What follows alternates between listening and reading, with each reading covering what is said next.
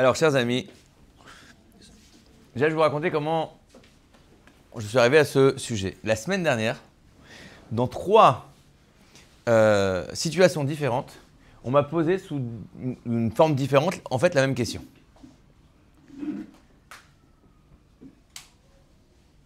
Je ne vais pas vous raconter les 3 fois, mais vendredi, j'ai pris un café avec un ami qui a une start-up, une très très belle start-up, et qui me racontait qu'ils avaient reçu une offre d'achat, donc c'est une très grosse start-up, d'accord? Une offre d'achat, et qu'au dernier moment, ça ne s'est pas fait. Et il m'a dit quelque chose.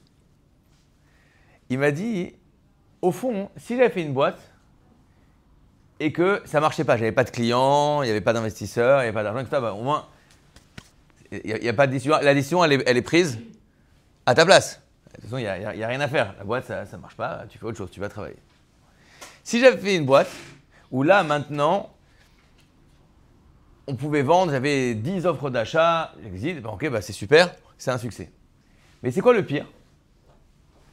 Je suis dans une situation dans laquelle c'est trop bien pour laisser tomber. Tu vas pas laisser tomber, après, tu t'es tellement battu, d'accord, 10 ans que tu te bats pour monter un truc, ta boîte, elle aurait pu mourir 10 fois. Et enfin, ça marche, tu grossis, les investisseurs, tu passes de fonds, il y a plus de monde, il y a plus. Donc il y a des choses qui se passent. Mais en attendant, je bosse comme un dingue, je ne me paye pas grand chose. Sur le papier, je peux être très riche, mais en attendant, j'ai rien du tout.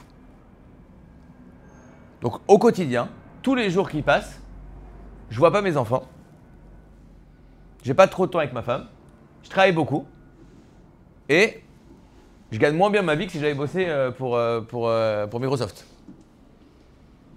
Et je bosse plus. D'un autre côté, d'arrêter maintenant, c'est dommage. Donc, qu'est-ce que tu fais? La question, elle est, et je pense que c'est une grande question de la vie, toujours avant de se lancer dans un projet, bon, on se dit on va faire ça et on dit ça va super bien marcher. Si c'est un projet business, je vais faire ça, je vais avoir plein de clients, je vais gagner plein d'argent. Si c'est un projet de, j'en sais rien, de rencontre, je vais rencontrer ce garçon ou cette fille, on va super bien s'entendre, on va rigoler, puis il va mettre de la glace sur le nez, et moi je vais lui mettre un coup de polochon et on va se marier. Mais qu'est-ce qui se passe quand ça se passe pas comme ça? Alors si tu vois le garçon, tu peux pas le supporter. Bah, c'est facile, au moins on se voit plus, la situation elle est réglée. Mais qu'est-ce qui se passe quand non, il est sympa, on a plein de trucs en commun, tout se passe très bien entre nous, mais bon, tu comprends, à chaque fois on se dispute, on casse et on se remet ensemble. Bah alors arrête. Mais c'est dommage, avec tout ce qu'on a construit. C'est qu'au fond, si on remarque et qu'on regarde bien la réalité de la vie d'une personne, c'est que la majorité des projets qu'on essaie de mettre en place, ça se passe beaucoup plus difficilement, beaucoup moins bien que ce qu'on aurait pu rêver.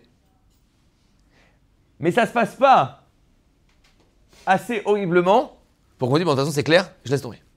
On est toujours tiraillé entre les deux. C'est-à-dire qu'on a le choix de savoir est-ce que je continue ou est-ce que j'arrête. Et la grande question, à quel moment il faut continuer et à quel moment il faut laisser tomber? Est-ce qu'il y a quelqu'un ici qui ne ressent pas cette question dans sa vie?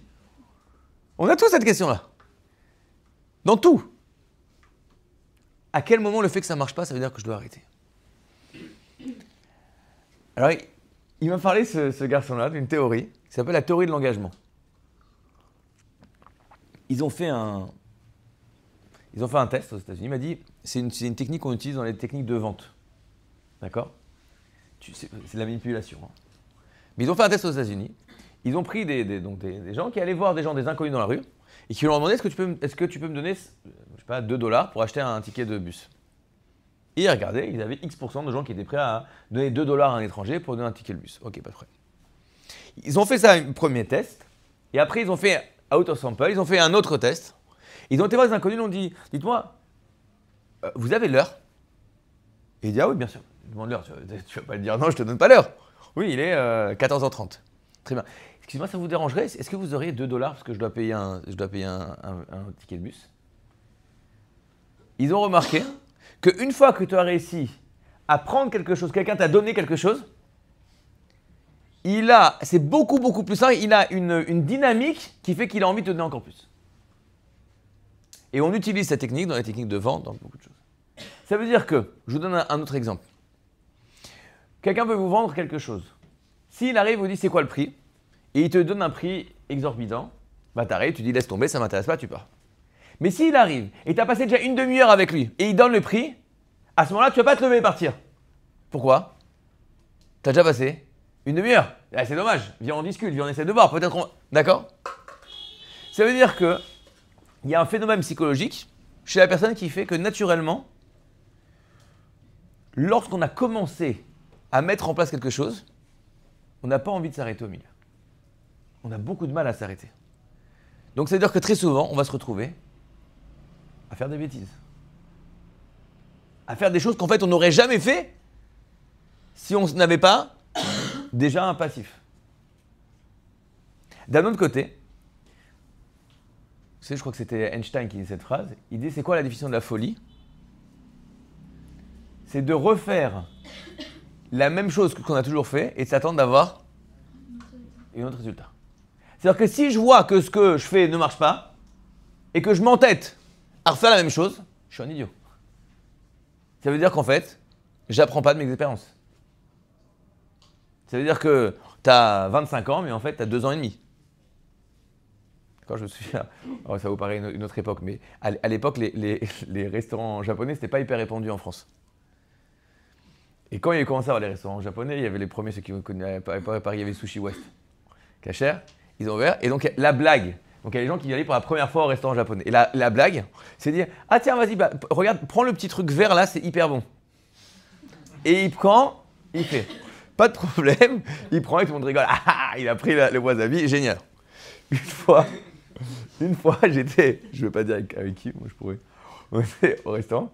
Et on avait déjà fait ça, et la première fois, on l'a dit prends le wasabi, il avait pris, il était devenu tout rouge. La semaine d'après, on retourne au japonais. Et moi, je lui dis, mais pour rigoler, c'est-à-dire c'était une blague pour vous faire référence au truc de la semaine dernière. Je lui dis, ah, hé, reprends là, prends là le truc vert. Sauf que lui, il avait oublié la semaine dernière. Et il reprend le truc vert et il refait la même chose. C'est pas possible. Il dit Shlomo Ameler, écoutez bien ce qu'il dit, Shlomo Ameler. Il dit, c'est comme un chien qui retourne à son vomi.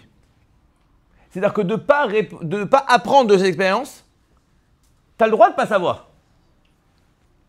Je me souviens quand j'avais au travail, j'avais des stagiaires, je leur dis, regarde, tu n'es pas censé avoir d'expérience, donc tu n'es pas censé savoir. Donc sache une chose, je ne pourrais jamais t'en vouloir de poser une question. Il n'y a que 2 choses, c'est inacceptable. Si tu me poses une question, je vais regarder sur Internet et j'ai la réponse en moins de 2 minutes et que tu m'as posé la question, c'est qu'en gros, tu te moques de moi. Parce que tu crois que mon temps, il est moins précieux que le tien. Si je peux avoir la réponse en regardant sur Internet, pourquoi tu vas me demander de poser la question? Vraiment.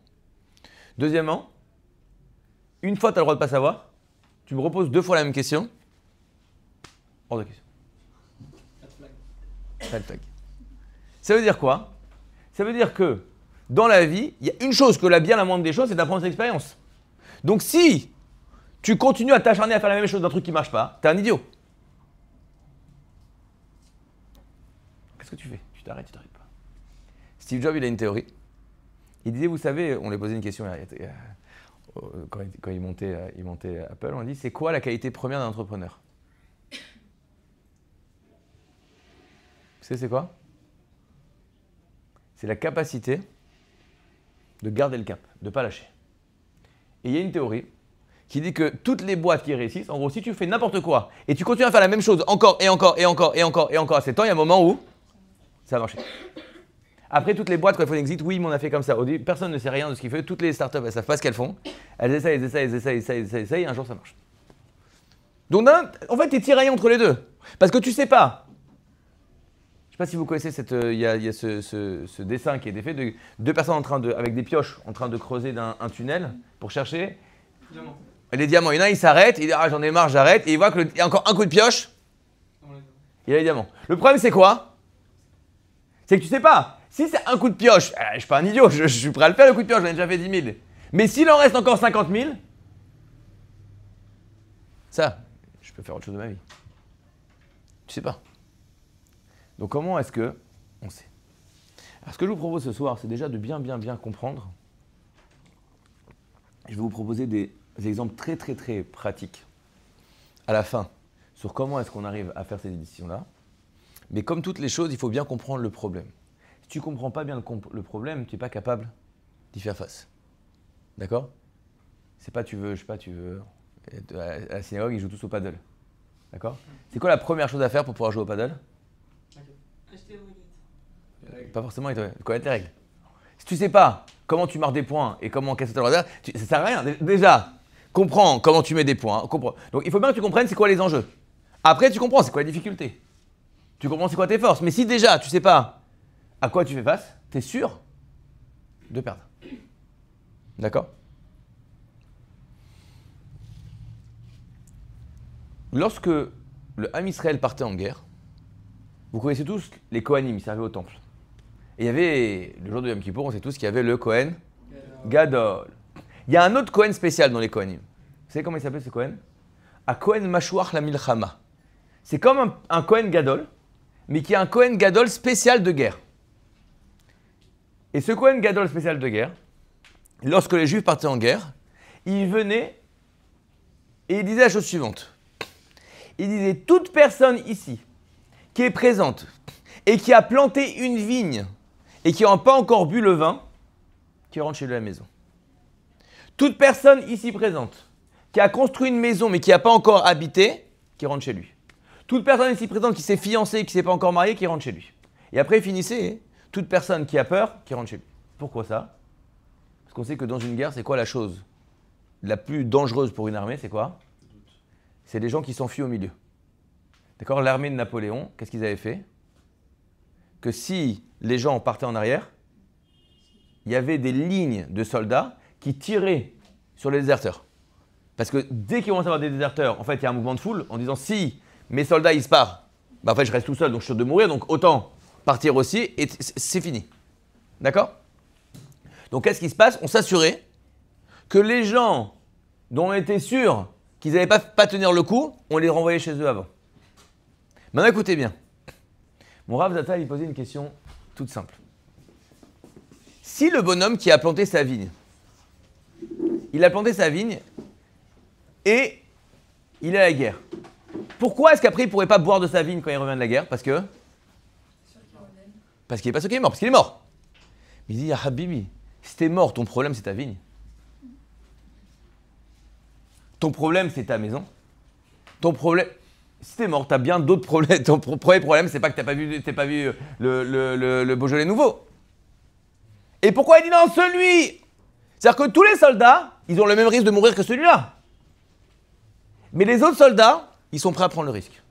Mais le soldat qui a planté une vigne et qui n'a pas bu le vin, lui, il va s'enfuir. Est-ce que vous savez pourquoi? Parce que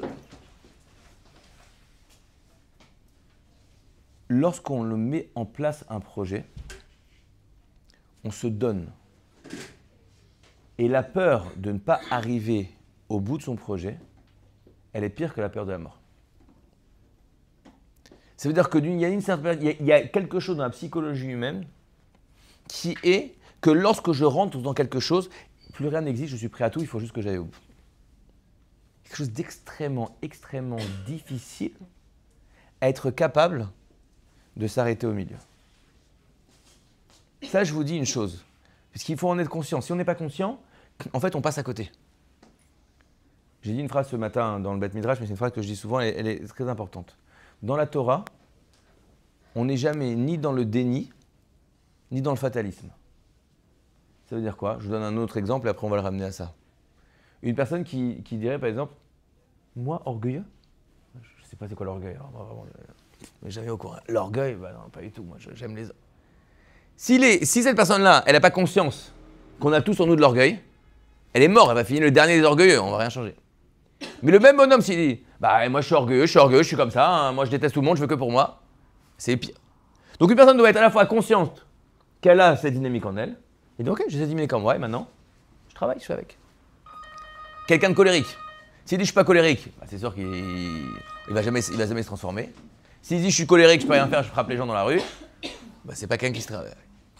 Donc la même chose, il faut être conscient que lorsque tu démarres un projet, tu as en toi un biais, tu as en toi une force, d'accord? Une force d'inertie qui dit qu'une fois que tu t'es lancé dans quelque chose, il faut continuer.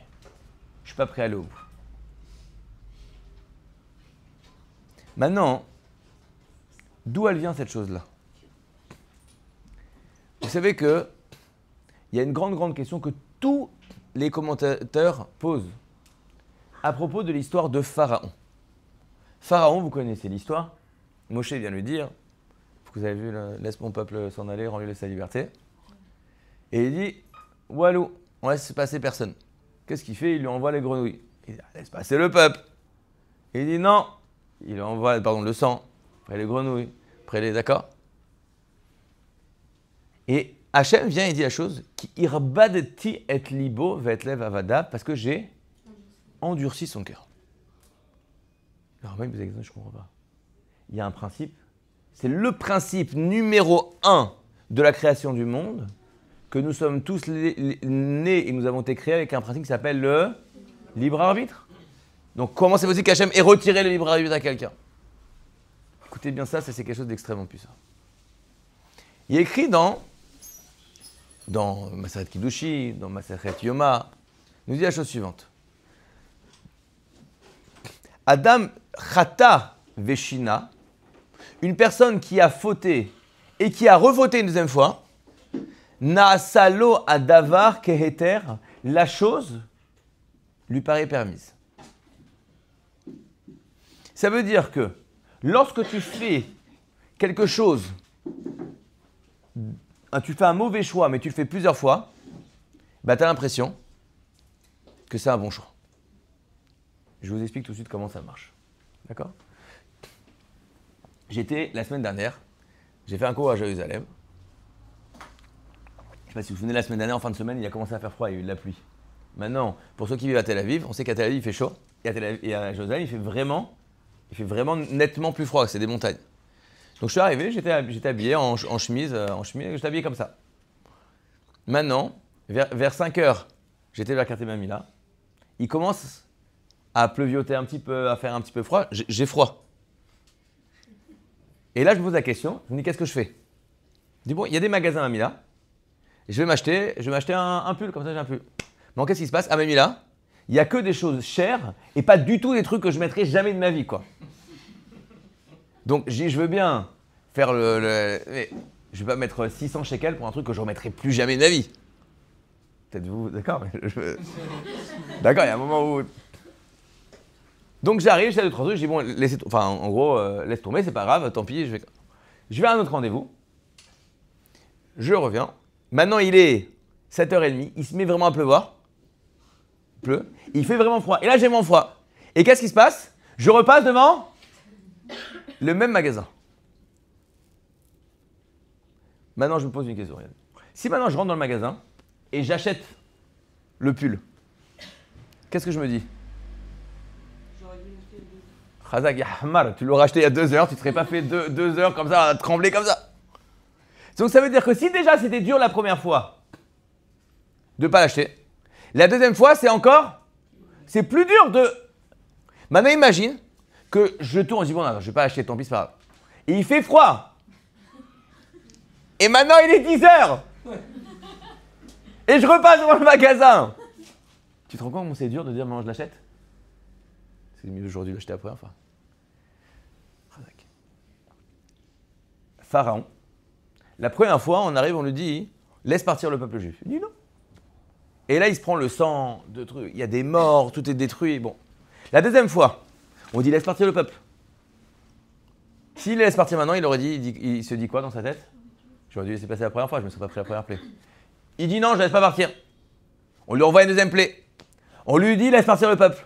Maintenant, s'il laisse partir le peuple maintenant, il dit quoi? Maintenant, c'est encore plus dur. Parce que s'il les laisse partir maintenant, c'est 2 plaies qu'il aurait dû éviter, pour rien. Il dit non. 3e plaie, laisse partir le peuple. S'il laisse partir maintenant, c'est 3 plaies qu'il a pris pour rien.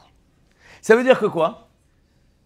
que plus tu te enfonces dans une certaine direction, plus c'est difficile pour toi de changer.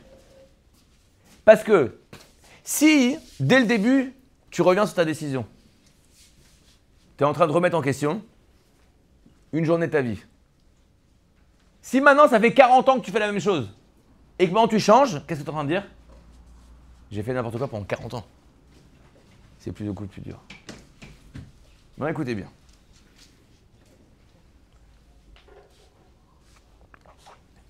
On a en nous, psychologiquement, un mécanisme de validation de nos choix. Je vous explique. Lorsque j'ai fait un choix quelconque, j'ai fait quelque chose, d'accord? Disons j'ai fait quelque chose, c'est quoi? Adam Shechata, quelqu'un a fauté. Il a fauté, c'est pas forcément juste fauté dans la Torah, il a fait quelque chose avec lequel il est pas bien avec lui-même d'avoir fait ça.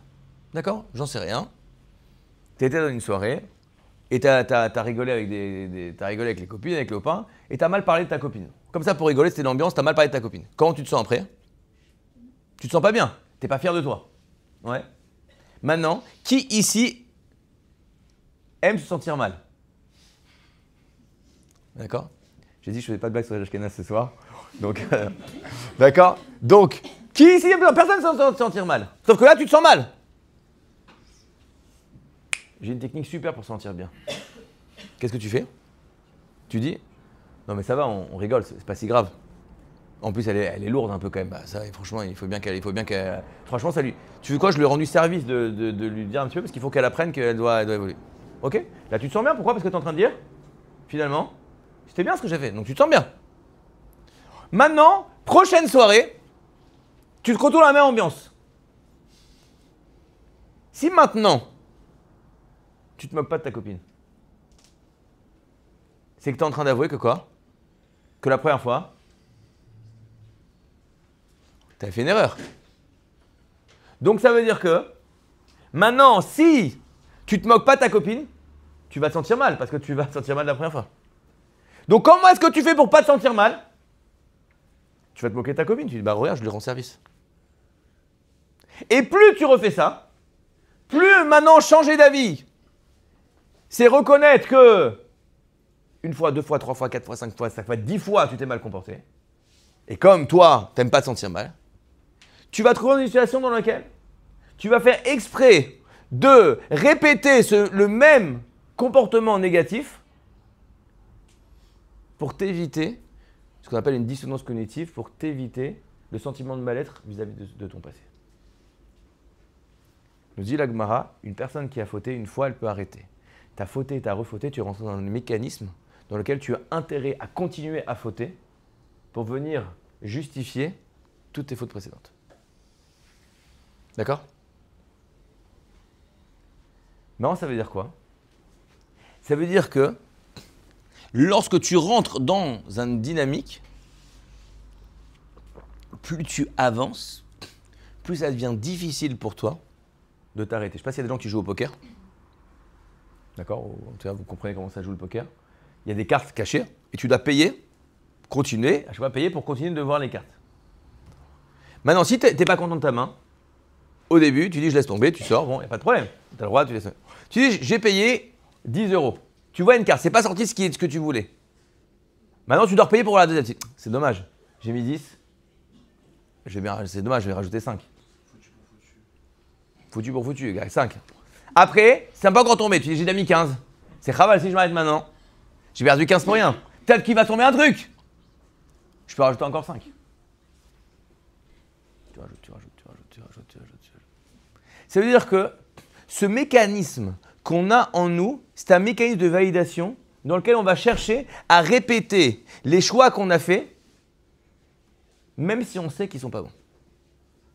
Si tu ne sais pas que tu as ça en toi, tu ne peux même pas commencer à te poser la question de savoir si tu arrêtes ou si tu continues. Parce que tu sais pas ce qui se passe en toi. Tu es complètement tordu.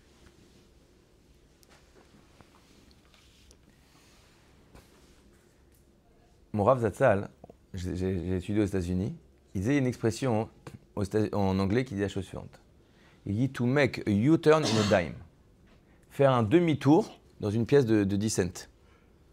C'est-à-dire qu'une personne pour réussir, doit être capable, écoutez bien, de ne pas répéter les schémas de ce qu'elle a vu. On a tendance, même quand quelque chose, je vous ai parlé de quelque chose qui ne marche pas, mais qu'est-ce qui se passe quand il y a quelque chose qui marche? De dire j'ai compris ce qui marche, maintenant je vais le faire tout le temps. Sauf que écoutez bien cette phrase. Toute personne qui vous dira dans la vie il faut toujours, quel que soit ce qu'il met après, il s'est gouré. Dans la vie il faut toujours prendre du recul, réfléchir et décider ce que tu fais dans cette situation. Parce que ce qui est bien dans une situation donnée, il y a un désastre dans une autre. D'accord? Tu prends une entreprise, dans une période, j'en sais rien, d'accélération économique, d'investir, c'est une bonne chose, c'est ça qui te fait réussir. Si tu n'investis pas, tu passes à côté de tout. Mais si maintenant tout ralentit et toi tu continues d'investir, tu vas faire faillite. Donc ça n'a pas de sens. C'est-à-dire que de se demander est-ce que c'est bien ou pas bien, qu'est-ce qu'il faut faire? Je vous dis au passage, je vous donne un petit conseil pour savoir comment on choisit un conseiller, un rave ou autre, mais quelqu'un au moins de conseil. Tiens, j'ai ce truc-là, qu'est-ce que tu penses que je devrais faire? Quelle est la première chose que fait un bon conseiller quand on lui demande un conseil? Réfléchis. Non. Quoi, vous êtes tous prêts, mais il y a il pose des questions. Il écoute. Non, il dit, mais qu'est-ce qu'il faut faire? Il dit, j'en sais rien. Je ne connais pas cette situation. Une personne qui arrive et qui te dit, il faut faire ça, il n'est pas en train de te donner un conseil. Il est en train de te ressortir des trucs qu'il a vus à côté. C'est pas un conseil, il est pas pour toi ce conseil. Tu verras ici dans la vie, dans le même bonhomme, dans une situation là, tu vas le voir, un lion, et tu vas le voir un agneau à côté. Il va rien lâcher, et il va dire laisse tomber. Ça, c'est quelqu'un de très fort. Je vais raconter une histoire. Il y a ici un grand rave à Tel Aviv. On a sa photo ici, c'est le rave tout à gauche. Il s'appelle le Rav Mordechai Auerbach. Ce Rav Mordechai Auerbach, c'est le fils d'un très grand Rav qui était ce qu'on appelle le Posek Ador, le grand décisionnaire de la génération précédente, qui s'appelait Rav Shlomo Zalman Auerbach, ceux qui ont entendu parler. Et Rav Shlomo Zalman Auerbach, c'était quelqu'un qui était très tzaddik, très humble, il aimait tout le monde. Donc il y a plein d'histoires, d'accord? Comme il y a l'histoire du Baal Shem Tov, il y a un peu l'histoire de Rav Shlomo Zalman. Plein d'histoires. Et on le dépeint comme ça, avec ça. Et comme c'est un bon personnage, il y a plein de fausses histoires sur lui. Et donc très souvent quand on va voir son fils, donc le Rav Mordechai Auerbach, on lui raconte ça sur son père, il dit Shtouyot, Abacheli aya normali. Il dit mon père c'était quelqu'un de normal. Arrêtez de vouloir en faire quelqu'un de bizarre. Bon, très souvent comme ça. Un jour, écoutez bien. On lui raconte une histoire. On lui dit, il y a quelqu'un qui pendant, on est venu voir votre père, donc là, Shlomo Zalman, et on lui a raconté l'histoire d'un monsieur qui pendant 50 ans a prié tous les matins avec le lever du soleil. Il n'a pas loupé un matin. Et vous savez, qu'est-ce qu'il a répondu votre père quand on lui a dit ça? Il a dit, ça m'aurait plus impressionné si vous avez dit qu'un matin, il n'avait pas été prié parce qu'il devait aller aux toilettes et on ne prie pas si on a besoin d'aller aux toilettes. Ça m'aurait plus impressionné si je le dis dans notre langage à nous, si tu m'avais dit que pendant 50 ans il avait été, mais une fois, sa femme avait besoin d'aide avec le petit, il a dit j'y vais pas. Quand on a raconté ça au fils de Rav Shlomo Zalman, il dit ah, ça c'est une vraie histoire sur mon père. Parce que la grandeur d'une personne, c'est pas d'être bouché de dire il faut faire ça, mais non, ça fait déjà 40 ans que j'ai pas loupé un matin. J'ai pas loupé un matin. Et alors, ça fait 40 ans que je peux loupé un matin. Maintenant, ce matin, il y a quelqu'un qui a besoin de moi. C'est pas la bonne chose à faire, je fais autre chose. Ça, c'est un sadique. D'être capable de dire là, je fais ça et là, je fais ça. C'est très dur. C'est très dur. D'être capable de dire là, je fais autre chose. Alors ça, c'est la première chose que je voulais échanger avec vous. Maintenant,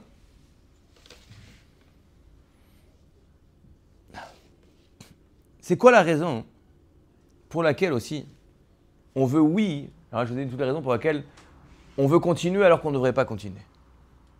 Mais aussi des raisons pour lesquelles on voudrait arrêter alors que on ne devrait pas. La première question, la première raison, elle est comme ça. Ça, la première que je vais vous donner, vous êtes tous au courant. C'est qu'on a au fond de nous une certaine vision du monde à laquelle on pense que le monde devrait marcher facilement. Que si c'est bon, alors ça ne devrait pas marcher facilement.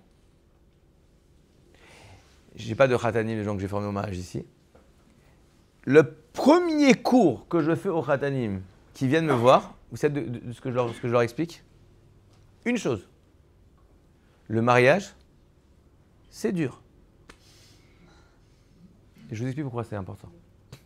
Il fallait quelqu'un dans un cours, on faisait des soirées questions-réponses. Et il me posait la question, il me dit, mais comment est-ce qu'on fait là? C'était des gens mariés avec des enfants. Comment est-ce qu'on fait? Oui, parce que pour ne pas se disputer devant les enfants. Je leur ai dit, qui a dit qu'on ne devait pas se disputer devant les enfants? Il faut se disputer devant les enfants. Il ne faut peut-être pas s'insulter et se jeter des trucs devant les enfants. Mais il faut se disputer devant les enfants. Pourquoi? Parce qu'un enfant qui n'a jamais vu ses parents se disputer, qu'est-ce qu'il pense? Que ses parents ne se disputaient pas. Quand lui va se marier, qu'il va se disputer avec sa femme ou avec son mari, il y a un problème, j'aurais dû me marier avec sa cousine. Il se dit, si ça ne marche pas tout parfaitement, c'est qu'il y a un problème, parce que si c'était la bonne, ça devrait être parfait, la preuve, mes parents. Donc tu dois comprendre qu'un mariage qui va bien, c'est aussi un coup dans lequel il se passe des trucs, il y a des frissons. Le même Rav Mordechai Auerbach, je vais raconter une autre histoire sur son père. Écoutez bien, ça ce que je vous dis maintenant, c'est un scoop. C'est un scoop, je vais raconter une histoire très connue sur son père. Et je vais vous dire la vraie version de ce qui s'est passé vraiment. L'histoire très connue sur Rav Shlomo Zalman Auerbach, elle est comme ça. Lorsque donc, la mère de Rav Mordechai, donc quand sa femme de Rav Shlomo Zalman Auerbach est décédée, donc c'était quelqu'un de très connu dans le monde juif orthodoxe. Donc vous imaginez, il y avait des dizaines, des centaines de milliers de personnes qui sont venues pour l'enterrement de sa femme. Et il est monté, il a fait un espèce, il a fait une oraison funèbre, il a dit, ma chère épouse, l'habitude est que lorsque un des conjoints ou la femme décède, le mari vient et lui demande pardon. Eh bien moi je ne te demande pas pardon, parce que dans toutes nos années de mariage, je n'ai pas de raison, je n'ai rien sur le quoi te demander pardon. Ça c'est l'histoire très connue.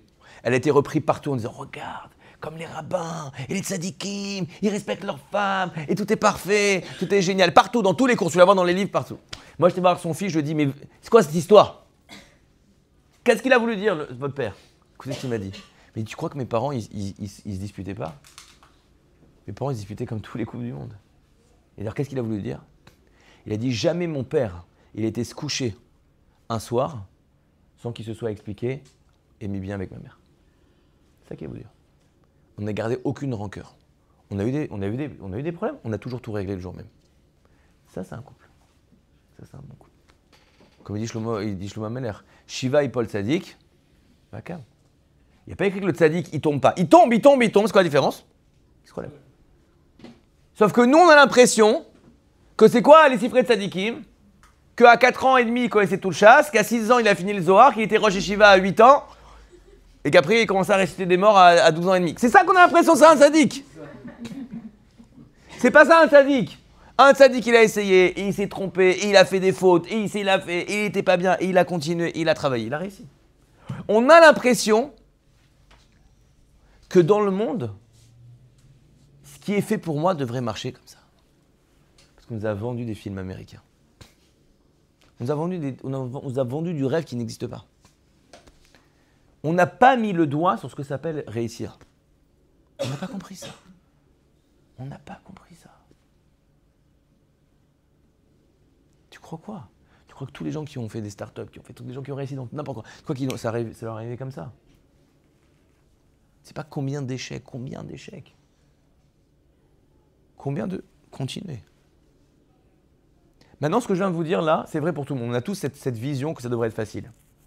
Chez les Juifs, c'est pire. Tout est pire chez les Juifs. Écoutez bien pourquoi. J'ai entendu, je me suis à mon mariage, il y avait le Rav Eli Lemel, le père de Rav Abraham, qui était venu, qui avait dit quelque chose d'incroyable. C'était à New York. Il y avait tous les gens qui venaient pour travailler à New York. Et il avait dit ces choses, la ville, vous avez tous entendu parler de la ville de Sodome et Gomorrhe. C'était une ville qui faisait des choses horribles, un comportement terrible. Il a posé la question, il a dit comment ça se fait qu'ils ont été capables de continuer tellement à se comporter si mal. Écoutez bien, nous dit la Torah que la plaine où l'endroit était Sodome et Gomorrhe, c'était un endroit qui était extrêmement, une production extraordinaire, c'était extrêmement riche. Et écoutez bien, ils ont dit si on a cette société, on se comporte comme ça et que ça marche, c'est que forcément, Hachem, il est avec nous. Et si Hachem, il est avec nous, en fait, il faut continuer. Hachem, il aime ça. Ça veut dire que il y a au fond de nous quelque chose qui nous dit que, vu que c'est Hachem qui contrôle le monde, on est des juifs religieux, les payotes, tout ce que tu veux, vu que c'est Hachem qui contrôle le monde, si ça marche, c'est qu'Hachem, il aime ce que je fais. Et si ça marche pas, c'est qu'Hachem, il veut pas que j'aille ici, ça, c'est pas pour moi. Donc, on a au fond de nous une petite voix qui nous dit que quoi ? Si ça marche pas, c'est Hachem qui m'envoie un message pour me dire que c'est pas pour moi. Je vais être un bon juif, je vais arrêter, je vais faire autre chose. Les religieux parmi nous, on n'a pas un peu ce truc-là. Habibi, qui a dit que ça doit être comme ça ? Qui a dit que ça doit être comme ça ? Les ravis, c'est ça la foi. J'espère que les ravis disent pas ça. Mais c'est ça la foi, c'est de se dire que même dans une épreuve, il y a du bien pour nous. C'est quoi le bien pour nous ? C'est pas de dire que les choses se passent comme je veux qu'elles se passent. Ça se passe pas comme je veux que ça se passe. C'est de dire que ce qui se passe, c'est une bonne chose pour moi et je peux apprendre de ça. Je vais raconter une histoire. Il y avait en Union soviétique, il y avait des prisonniers qui s'étaient retrouvés dans une prison, Union soviétique. Il y avait là-bas un prisonnier qui connaissait un peu la Torah, les autres, vous connaissez en Russie, ils connaissaient. Et il parlait, non, il faut avoir la foi, il faut prier. Et non, ça lui a parlé, ce truc-là. Il dit, moi, je vais prier Dieu. Il a prié. Il a essayé de s'enfuir. Qu'est-ce qui s'est passé ? Il s'est fait choper. Après tout ce qui s'est passé, il est venu voir, il a dit, mais je comprends pas. J'ai prié. Et Dieu, il m'a pas répondu. Il dit, si, il t'a répondu. Il dit, mais non ! Il dit, si, il t'a répondu. Qu'est-ce qu'il t'a répondu ? Non. Nous, on a l'impression que c'est quoi la Emouna ? C'est de croire que Hachem, il est à mon service. Qui a dit ça, que Hachem, il est à ton service ? Il travaille pour toi. Que si je prie, Hachem, il me donner. Il y a quelqu'un qui avait sorti cette phrase. Le Rav Lemay, il l'avait sorti, mais elle était incroyable. C'est pas une blague, c'est quelqu'un qui l'a sorti vraiment la tmimout du bon juif. D'accord ? Il a dit, mais je comprends pas. J'étais en boîte hier, j'ai pas pécho alors qu'avant j'avais mis les tefilines. C'est-à-dire que t'as le truc de dire si j'ai mis les tefilines, c'est sûr que je vais pouvoir. Le voleur, il arrive, il va aller mettre un petit truc il va mettre un pétec au cotel pour dire que le coup il réussisse. Non mais c'est quoi ? Non mais c'est ça, le voleur il a pas réussi à voler, il doit faire. Il faut vérifier les mezuzot. Hein, c'est quoi cette histoire ? Hachem il travaille pas pour toi. Ça veut dire quoi ? C'est-à-dire que la Emouna, c'est pas de croire que tout va se passer comme tu veux. Je me souviens quand je suis arrivé en Israël, je travaillais dans une certaine société, ils ont fermé la société. Et il y avait quelqu'un de la société donc, qui s'était viré, puisqu'il fermait. Il a dit, bon, Bézat Hachem, Yetov, ça va être bien, tout va être bien. Et il y avait une collègue, pas du tout religieuse, elle perdait son boulot, on l'avait annoncé, donc elle était vraiment émotive, émotionnelle ce jour-là. Elle me dit, mais comment c'est que tout va être bien ? Il a donné une réponse. Elle m'a toujours marqué cette réponse. C'est un jour que je lui dise à quel point elle m'a marqué. Il a dit, Ki afilu im lo yetov, gam zetov. Ça veut dire que quoi ? Je vous traduis. Il n'a pas dit, elle a dit, ça va être bien, elle a compris, c'est-à-dire que forcément, on va retrouver du boulot et on va être plus riche et ça va être encore mieux, etc. C'est pas ça que ça veut dire.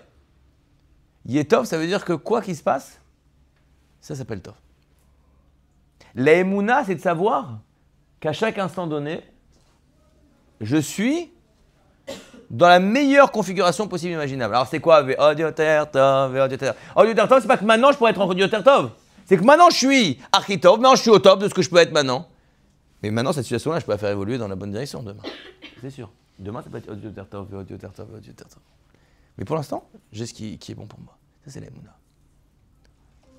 La Emouna, elle te dit, arrête d'être stressé par le résultat. Arrête d'être stressé par le résultat. Hachem, il te demande aucune obligation de résultat. Pourquoi? Parce que le résultat, c'est pas toi qui décides. C'est de l'orgueil. Les gens qui sont déprimés quand ça ne marche pas sont des orgueilleux. Excusez-moi, parce que quand quelqu'un n'est pas bien, c'est pas gentil de lui mettre ça. Mais quand tu as fait un truc et tu es déprimé en disant « Non, mais je suis nul », etc., mais Khabi, tu t'es pris pour qui? Tu t'es pris pour qui? Une fois, je me souviens, moi j'étais dans l'investissement pendant très longtemps. Et je parlais avec quelqu'un, et il disait « Bon, on va faire ça et si Dieu veut, ça va marcher. » Non, le client, il avait très peur quand il dit « Si Dieu veut ». Il m'a dit « Ouais, je te donne de l'argent et tu dis c'est quoi si Dieu veut ?» Je dis « Non, mais dis pas si Dieu veut. » Je crois que c'est ce que je te dise. J'ai une manette, je contrôle les marchés. On fait au mieux. On a regardé. On a travaillé. Mais ça a marché. C'est pas une preuve. Il y a quelque chose de dire de ne pas être sérieux. Tu n'as pas fait le travail, tu mets au hasard, hop, Bezat Hashem. C'est pas de la Emouna. On va en parler tout de suite. Mais c'est quoi la Emouna? La Emouna, c'est de savoir que Hashem attend de moi que je fasse au mieux. Le résultat sera le résultat. Il y avait un rave.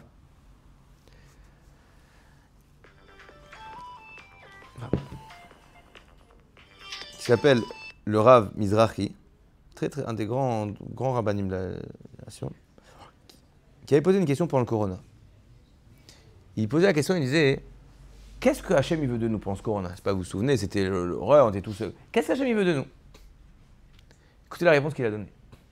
Vous savez ce que Hachem il veut de nous? Qu'on se pose cette question. En premier lieu, Hachem attend de toi que tu te poses les bonnes questions de la bonne façon. Ça veut dire quoi? Avant de voir comment est-ce que tu choisis concrètement, si j'arrête ou je continue, tu dois comprendre que tu dois poser le bon regard sur le choix qui est devant toi. Et le bon regard, c'est de toute façon, ça ne dépend pas de moi. C'est quoi ça ne dépend pas de moi? Ça ne dépend pas que de moi. Moi, ce que je dois faire, c'est prendre la bonne décision de ce que Hachem il attend de moi avec les éléments qu'il m'a donnés. Je pose une question. Je reprends l'exemple de l'investissement. Tu as tout analysé, tu as fait ton travail comme il faut. Tu as investi et tu as perdu de l'argent. C'était un bon choix ou un mauvais choix? Bon choix ou mauvais choix? On n'ose pas, parce qu'on se dit, c'est quoi la bonne réponse? On ne sait pas. Si on s'appuie sur le résultat, c'est un mauvais choix. C'est un bon choix qui a donné un mauvais résultat. Mais il y a des bons choix. Parfois, on fait les bons choix qui n'amènent pas les résultats qu'on veut. Et parfois, on fait les mauvais choix qui amènent des bons résultats. Tu peux aussi faire n'importe quoi. Ça, c'est le problème. Écoutez bien. Écoutez bien. Parfois, il y a des gens qui font n'importe quoi et ça marche. Donc, comme ça marche, ils ne disent pas, j'ai fait un mauvais choix. Donc, ils continuent de le faire. Mais au bout d'un moment, quand tu fais des mauvais choix, statistiquement, ça t'explose la figure. La force, c'est quelqu'un qui a fait une erreur. Cette erreur-là, elle lui a donné un super résultat. Et voilà, j'ai eu de la chance sur ce coup-là. Il ne faut jamais que je refasse ce truc-là. Oui, non.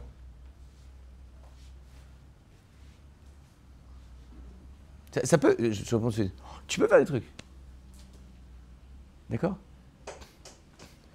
Une fois, je me souviens, on travaillait avant, on s'est retrouvé avec une position ouverte de quelque chose comme $1 milliard sur un truc qu'on ne voulait pas. Ça, c'est un truc par erreur. Le lendemain, qu'est-ce qui s'est passé? Ça a bougé dans le bon sens, on a gagné. Non, qu'est-ce que tu fais? Tu dis Baruch Hashem et tu vires le gars qui avait ça. C'est pas parce qu'à la fin, ça a donné un résultat positif que tu n'as pas fait l'erreur. L'erreur, tu l'as faite, c'est la même erreur. L'erreur, c'est l'erreur. Mais ça donne un bon résultat, tant mieux. Bah, au prochain, je préfère que ça donne un bon résultat. Mais quand moi, je regarde ça, donc c'est-à-dire qu'il faut arrête d'être stressé des résultats. Par contre, des résultats, tu peux apprendre sur tes choix. Tu peux dire, quand tu n'as pas le bon résultat, tu dis, mais est-ce que j'ai fait le bon choix? Ça, oui. Mais même quand tu as le bon résultat, tu dois te poser la question, est-ce que j'ai fait le bon choix? Mais il n'y a pas, hein, c'est pas un rapport direct entre l'un et l'autre. Donc arrête de croire que c'est toi qui contrôle le monde. Mais Rachel, je te laissais poser. Oui, mais excusez-moi, mais dans ce que vous dites, j'ai l'impression du coup que c'était un peu difficile de différencier un bon choix d'un mauvais choix. Oh, on va pas là prédire c'est quoi un bon choix. Ok, Si on peut pas se fier au résultat, c'est... Krazak. Alors, je voudrais juste revenir sur cette histoire de Emouna et la place de Dieu dans ce bon choix. Et après, on va dire tout de suite c'est quoi un bon choix et comment on fait des bons choix. D'accord? Un truc très concret.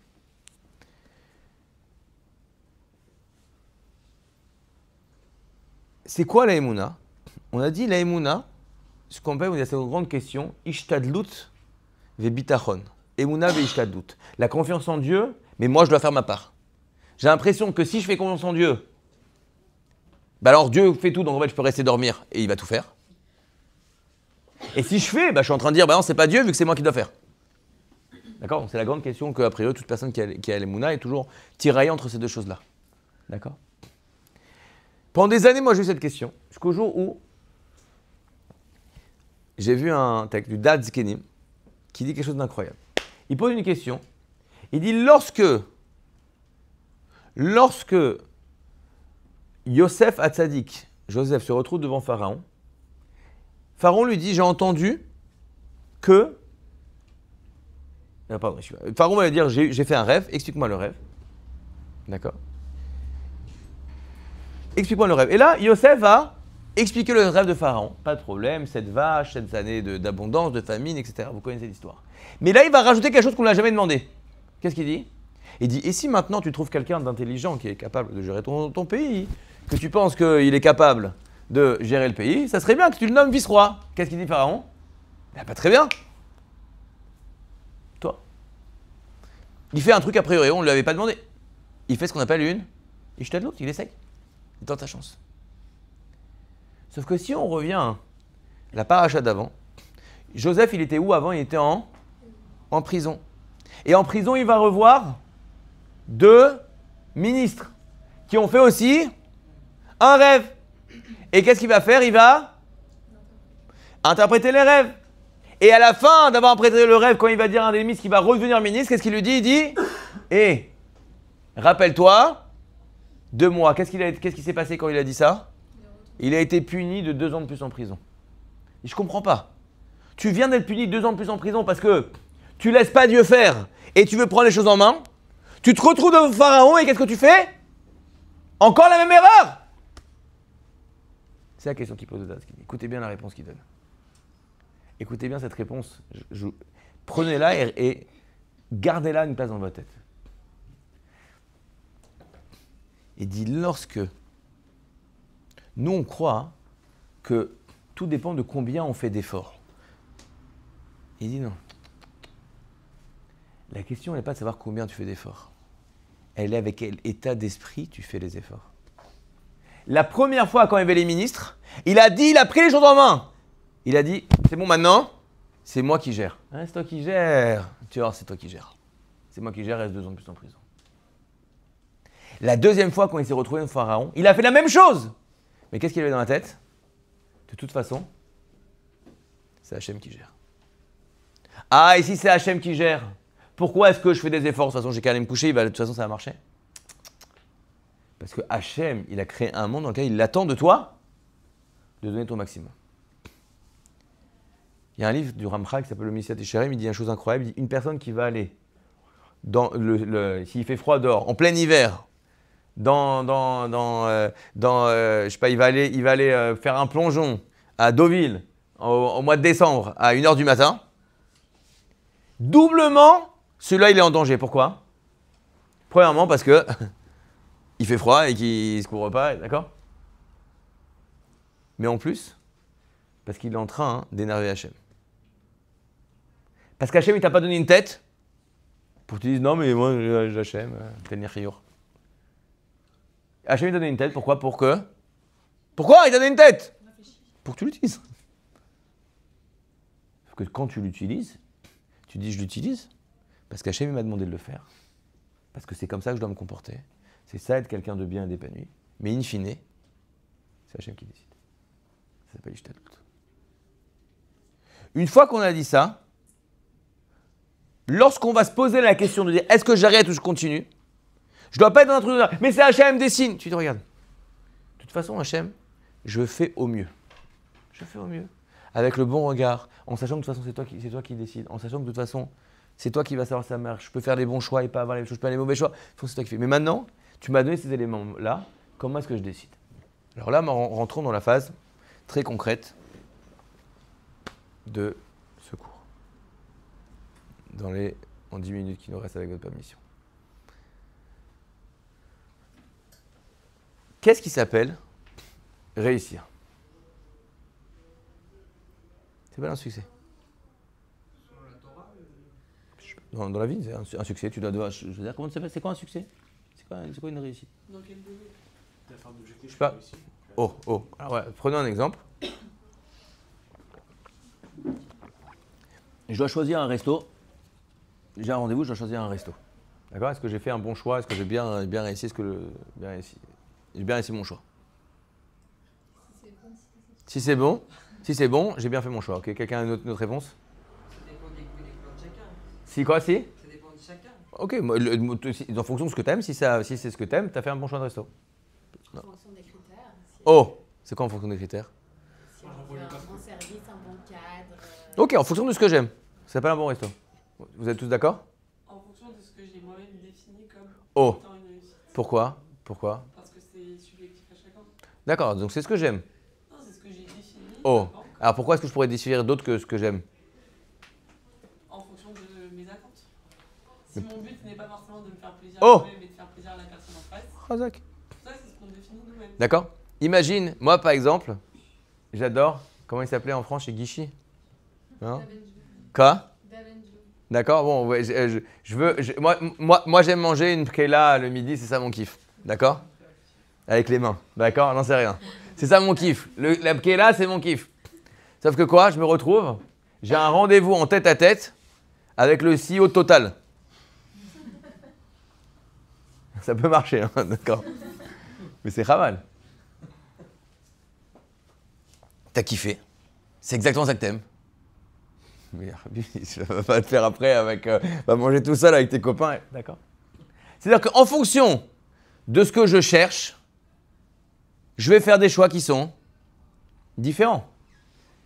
Si je vais en chidour, je vais à un resto cam, si à côté j'ai le gars, j'ai le serveur qui arrive, qui met des tapes dans l'épaule tout le temps, toutes les minutes, qui s'assoit à côté de moi et qui me ressort des vieux dossiers, c'est pas bon. Si je veux manger rapide, et que je vais à un truc où je dois attendre 3 heures pour me faire servir, même j'ai kiffé, c'est pas un bon truc. Si je suis au régime, mais que j'ai pris un truc, j'ai pris 12 kilos, c'était pas un bon truc. Si je veux faire attention à mon argent, mais que ça m'a coûté $300 le plat, j'ai pas fait un bon choix, etc. Ça veut rien dire. Mais peut-être que le midi pour déjeuner, payer $300, c'est une erreur, mais avec le patron de Total, c'est un très bon choix. Donc ce que je suis en train de vous dire les amis, c'est quelque chose aussi bête que de choisir un resto. Un bon choix va dépendre de tes objectifs. Et c'est vrai pour toute décision. Maintenant, si tu ne connais pas tes objectifs, comment tu peux faire des choix, Bernard? Comment tu peux faire des choix? Tu sais même pas ce que tu veux. C'est-à-dire que peut-être qu'à la fin, ça va très bien se passer. Et toi, tu diras, ah non, mais c'était pas bon. Non, mais t'as fini le contrat. Ouais, non, mais c'était dégueu, franchement, on a vu quoi? Ils peuvent pas mettre des boulettes normales. D'accord? Ou bien, t'es hyper content. Ah, c'était l'équipe, on a passé un super, t'as signé le contrat. Non, mais attends, j'ai vraiment kiffé grave. S'en fout. Donc si tu sais pas ce que tu veux, t'as pas d'objectif, tu peux faire un choix. Donc là, tu décides, est-ce que je continue, est-ce que j'arrête? La première question, c'est quoi? Qu'est-ce que je fais? Quels sont mes objectifs? Maintenant, faire attention. Les objectifs, ils changent, ils évoluent. Donc peut-être que toi, tu t'es fixé comme but number one dans ta vie, quand tu avais 18 ans, de dire, moi, je veux faire une exit, je veux avoir une start-up, je veux un truc comme ça. Maintenant, tu es marié, tu as 4 enfants. Tu peux décider aussi que c'était ça mon objectif. Non, c'est plus ça mon objectif. Oui, mais tu comprends avec tout ce que j'ai. D'accord, avec tout ce que tu as fait.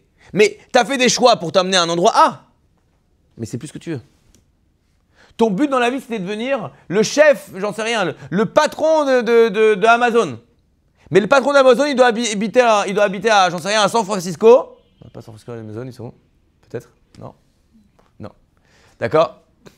À Seattle. Tu dois habiter aux États-Unis, faire des voyages tout le temps. Ça ne correspond plus. Mais tu comprends après tout ce que j'ai fait pour arriver jusqu'à là? Oui, mais si je continue, je risque d'avoir ce que je voulais. Mais si ce que je voulais, c'est pas ce que je veux, pourquoi je continuerai? C'est-à-dire que je suis sûr que même si ça marche, j'ai perdu. J'ai compris. C'est dommage après ce que tu as fait, d'accord? Mais j'ai compris. Mais pourquoi tu vas continuer de faire un truc qui peut t'amener, dans le meilleur des cas, dans quelque chose que tu veux pas? Je n'ai pas dit quelque chose de très profond. Mais 99% des gens ne sont pas capables de faire ça. Ils sont encore en train d'essayer d'avancer pour atteindre des objectifs qui ne correspondent pas à ce qu'ils veulent aujourd'hui. La première chose, c'est d'être capable de savoir ce que je veux. Qu'est-ce que j'attends de ce que je suis en train de faire maintenant? Deuxièmement, il faut être capable d'évaluer les résultats de ses choix. Savoir est-ce que ça marche ou ça ne marche pas, tu dois évaluer. Et ça, ce n'est pas facile du tout.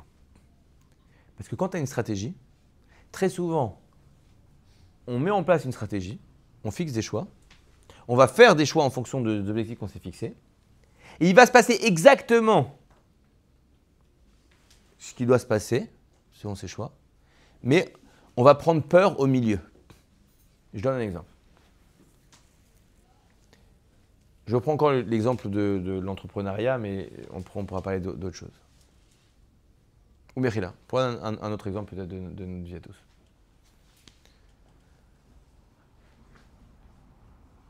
J'arrive en Israël. Et je découvre l'étude, c'est intéressant, l'étude, j'apprends, etc. Vraiment, j'ai envie de progresser là-dedans, j'ai envie de mettre plus de temps. Super. Maintenant, je me dis, j'ai deux possibilités.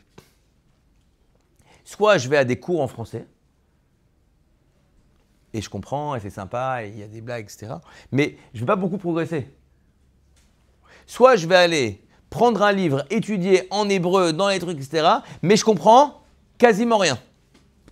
Je réfléchis, je pèse le pour et le contre, je ne dis pas ce qui est bien ou pas bien. Tout le coup, je dis non, moi, écoute, j'ai 20 ans, j'ai le temps, je construis, etc. Je veux prendre la méthode, comme on dit, long mais court. Je me donne, je fais quelque chose. D'accord? Ou si vous voulez, je vais apprendre l'informatique, je peux ou faire un course. D'accord? Je fais un bootcamp de 3-4 mois et je vais apprendre tout de suite ça, ou je peux aller à l'université. Super. J'ai choisi l'université, ou j'ai choisi d'aller étudier en hébreu. Sauf que quoi? Au bout de 2 mois à l'université, moi je suis encore en train de tourner des trucs théoriques, etc. Et mon copain il est déjà en train de faire des... Ah, je dis, mais je suis un idiot et tout. 3 mois, 4 mois. Je suis toujours en train d'apprendre les principes de base. Et lui, il est déjà en train de bosser. Je dis, mais laisse tomber là, je vais faire un bootcamp. Ça veut dire quoi? Est-ce qu'il y a un nouvel élément? Est-ce que tes objectifs ont changé? Tes objectifs n'ont pas changé. Est-ce que tu as appris quelque chose que tu ne savais pas qu'il allait se passer à la base? Non, tu savais très bien dès le début que si tu fais l'université, tu n'apprends pas aussi vite à faire des choses concrètes que si tu fais un bootcamp. Et malgré ça, tu as choisi l'université. Et toi, tu t'arrêtes. Parfois, on ne réalise pas avant d'être dans la situation. Razak. Alors là-dessus, merci beaucoup, c'était mon point juste après. Je vais vous donner un truc qui est très personnel. Tout ce que j'ai dit jusqu'à aujourd'hui, j'espère que je le dis au nom de la Torah. Ce que je vous dis maintenant, je le dis au nom d'Etan Galam. Vous le prenez ou vous ne le prenez pas. Je vous donne moi comment moi je fais avec moi-même.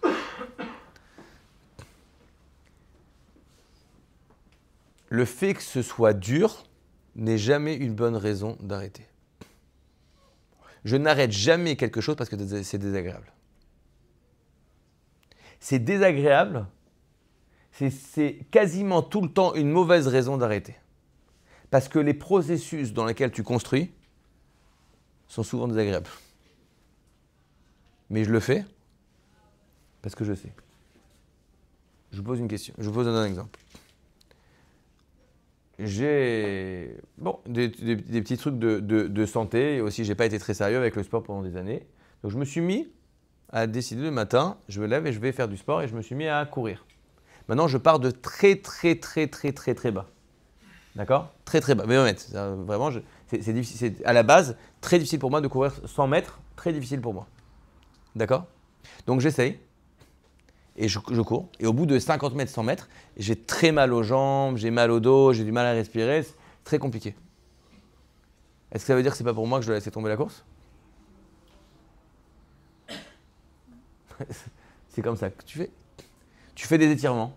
Au début, tu n'es pas souple du tout. Et ça fait mal.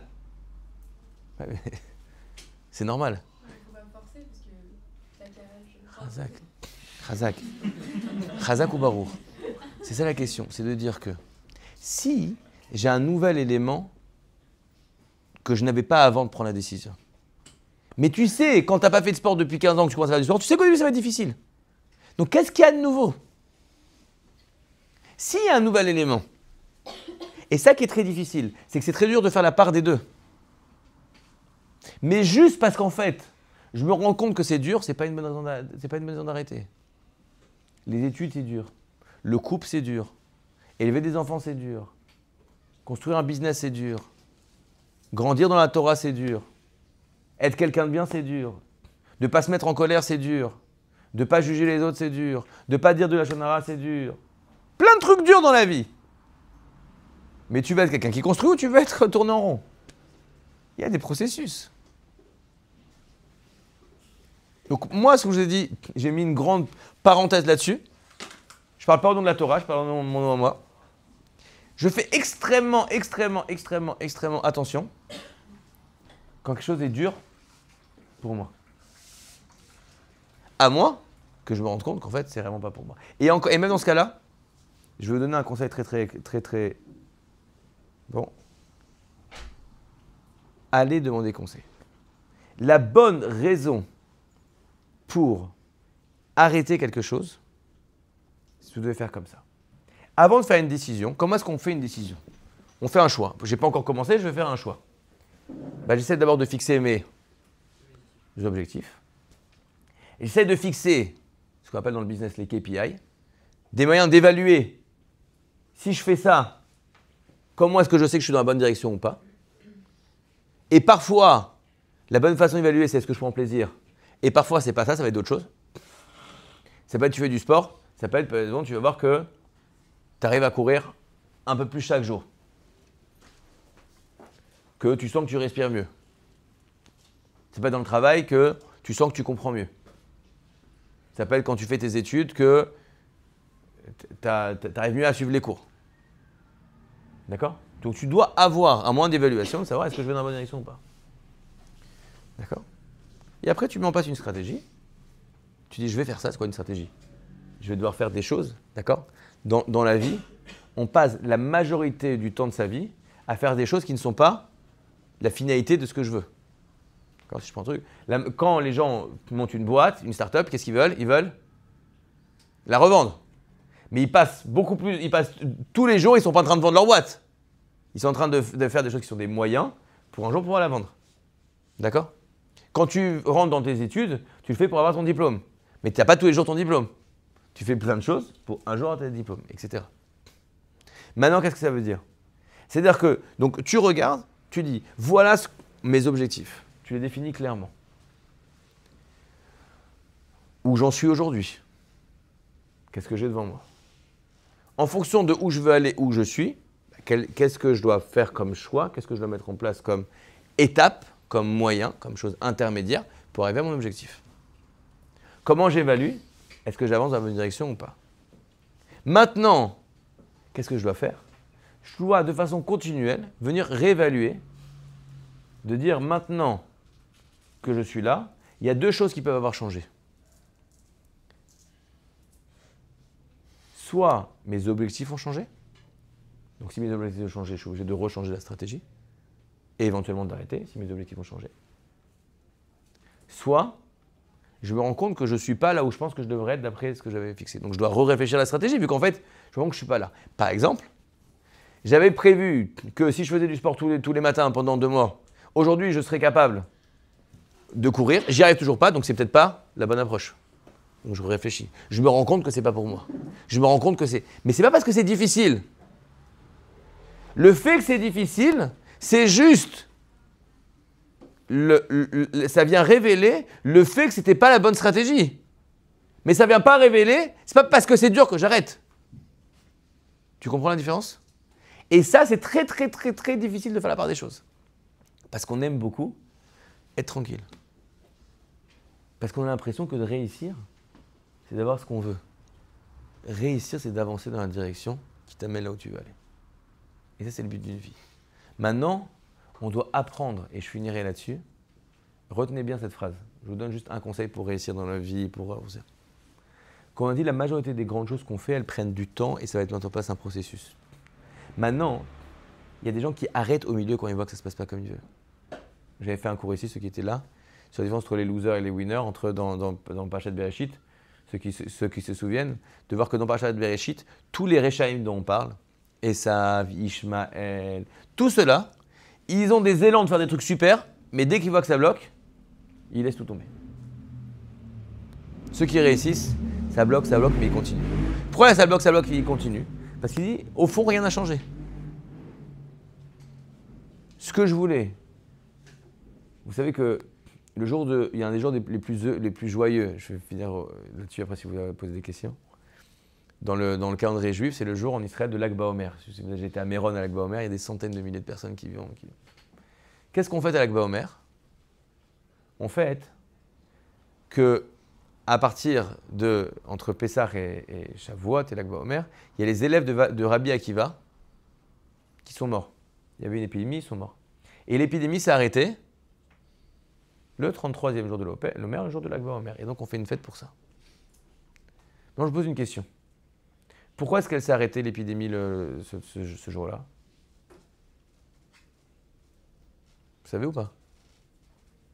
Combien d'élèves y restaient à Rabbi Akiva quand l'épidémie s'est arrêtée? Non. 0. Il est reparti prendre 5 nouveaux élèves. Alors je pose la question. Si l'épidémie, elle s'est arrêtée parce qu'il ne restait plus personne à tuer, pourquoi est-ce qu'on va faire la fête pour ça? Ah, c'est super. Alors, waouh, ouais. Il n'y a plus personne. Alors pourquoi est-ce qu'on est joyeux? Vous savez pourquoi on est joyeux? On est joyeux parce que le jour où Rabbi Akiva il avait commencé à étudier la Torah à 40 ans, et il ne voulait pas l'étudier, sa femme Rachel elle l'a envoyé, et il a été avec les enfants en Kita Aleph au CP, et il avait honte, et il a été pendant 12 ans, pendant 24 ans, il a été étudié loin de sa famille, et il est revenu le patron, le roi du monde, 24 000 élèves. Maintenant vous comprenez c'est quoi 24 000 élèves? C'est pas 24 000 élèves, il a un grand lycée. 24 000 Tanaïm. Les Tanaïm, chaque Tana, il est capable de ressusciter un mort.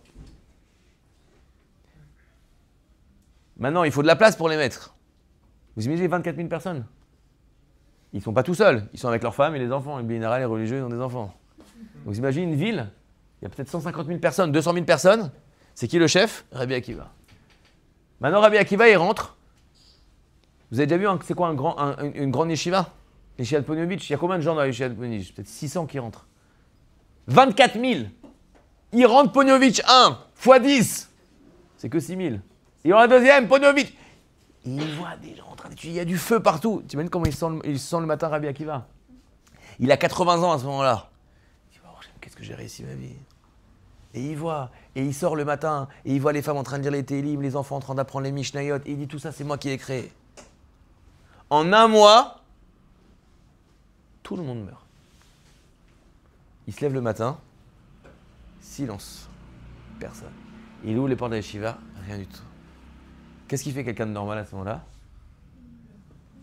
Il monte en haut de la montagne, c'est fini. Il se jette d'une falaise. Rabbi Akiva, le même jour,